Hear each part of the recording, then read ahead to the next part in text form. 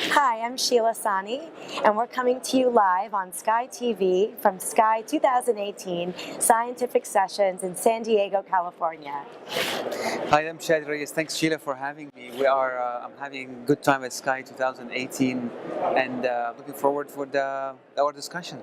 We're going to talk about being a CHIP Fellow. Chadi, tell me what your year as a CHIP Fellow at Detroit Medical Center has been like. Yeah, so CHIP Fellowship, for the acronym, it's Complex High Risk Intervention or Indicated Intervention in High Risk Population. So it has been, I think, for the last 5 years, has a growing population with people who have high complex surgical turn down with a need for percutaneous interventions.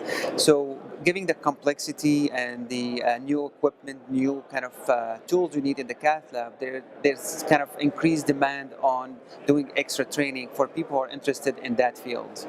Is it ACGME, non-ACGME? No, it's completely non-ACGME. It's an extra year of training, so you are still labeled as a fellow, you are a trainee, you have a program director, you have a curriculum you have to do.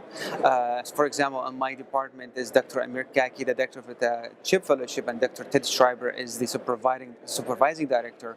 So if we have a left main, if you have a complex high risk, usually we scrub into these cases, but usually you also help out in the cath lab with the bread and butter cases as well. And how do you feel this CHIP Fellowship will help you in your early career? Do you have to attend a CHIP Fellowship to then do high-risk CHIP cases? I don't think. What's the early career advice? That's a very good question, because some people say I want to do 1 extra year of CHIP or even structural, and then they go to practice, they go practice completely out, or they change their scope of practice. The CHIP or high-risk interventions can be done even when you go to practice. It depends on when you narrow your field. So like people go and narrow on peripheral and they start doing coronary and peripheral. CHIP has the same thing. But it's a very, very key is to have the mentor in your lab, because I believe in continuous mentorship and somebody on your side, kind of not to bail you out from when things are getting complicated, but also to show you the way of how things are done. So one case and another, you go and visit with somebody else in different labs, see how they do it, or ask somebody to proctor you in your lab when you have a complex case. I think you can do it even on a practice. And how could somebody find out about a CHIP Fellowship if there's an opening? What would be your advice to, let's say, a fellow who is interested in deciding?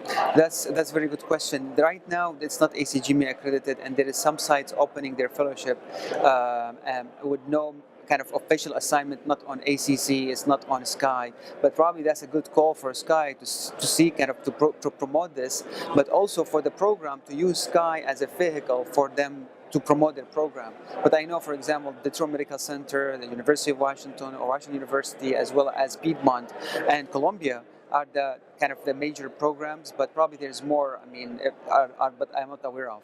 I agree. I think the national meetings are where the words get out. Well, Chadi, thank you, and good luck in your CHIP Fellowship. Thank you, Sheila, for having me.